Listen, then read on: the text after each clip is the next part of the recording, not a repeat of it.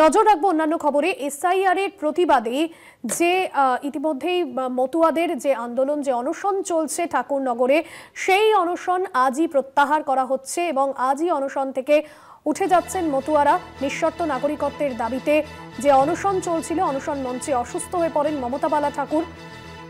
গত কয়েকদিন ধরেই আমরা দেখছি অনশন চলছে। গতকালই অনশন 12তম দিনে পদার্পণ করেছে। মমতা বালা ঠাকুর অসুস্থ হয়ে যাওয়ার পর স্যালাইন দেওয়ার ব্যবস্থা করা হয়েছে। প্রয়োজনে হাসপাতালে নিয়ে যাওয়া হতে পারে সাংসদকে। স্যালাইন দেওয়ার ব্যবস্থা করা হয়েছে তৃণমূল সাংসদ মমতা বালা ঠাকুরকে।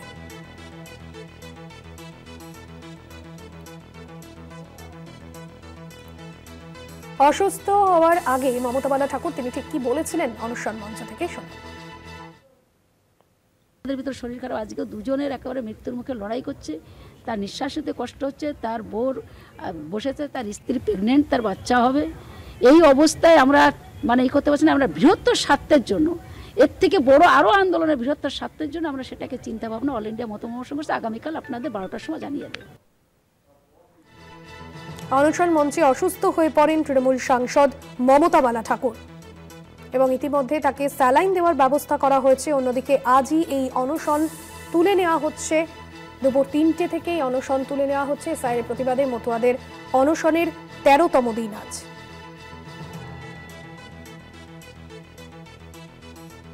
মতুয়াদের অনশনে ইতিমধ্যেই অসুস্থ হয়ে পড়েছেন মমতা বালা ঠাকুর।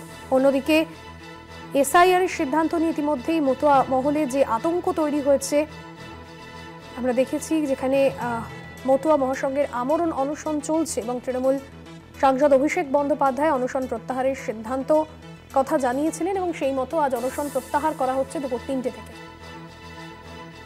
দেবাশিস মণ্ডল রয়েছেন ফোন লাইনে। দেবাশিস, মমতা বালা ঠাকুর এই মুহূর্তে কেমন রয়েছেন? তিনি কি রয়েছে, তার শারীরিক অবস্থার কি আপডেট পাচ্ছ? তুমি জানো যে গত কয়েকদিন ধরে মমতা বালা ঠাকুর তিনি কিন্তু অন্যান্য মতুয়াদের সঙ্গে তিনি অনশন শুরু করেছিলেন। তো আমরা গতকাল পর্যন্ত দেখেছি তিনি সুস্থ ছিলেন। আজকে সকালবেলা কথাও বলেছেন, কিন্তু হঠাৎ করে আজকে মঞ্চে অসুস্থ হয়ে পড়েন এবং এই মুহূর্তে তাকে মঞ্চে স্যালাইন দেওয়ার ব্যবস্থা করা হয়েছে। যদিও যে চিকিৎসক প্রতিনিধি দল রয়েছে তারা কিন্তু সর্বক্ষণ নজরে রেখেছেন, তবে যে কোনো মুহূর্তে হাসপাতালে নিয়ে যেতে হতে পারে। তোমাকে পাশাপাশি বলে রাখি, আজকে কিন্তু মমতা বালা ঠাকুর গতকাল রাতে আমাদেরকে বলেছিলেন যে আজকেই তিনি অনশন প্রত্যাহার করে নেবেন এবং সেই মতো প্রথমে তিনি ঠিক করেছিলেন 12টার নাগাদ করবেন, তারপর আবার পরে পরিবর্তন করে বলেন যে 3টের সময় তিনি অনশন প্রত্যাহার করবেন।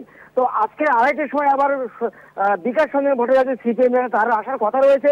তার আগেই হঠাৎ করে মমতা বালা ঠাকুর তিনি কিন্তু অসুস্থ হয়ে পড়েছেন।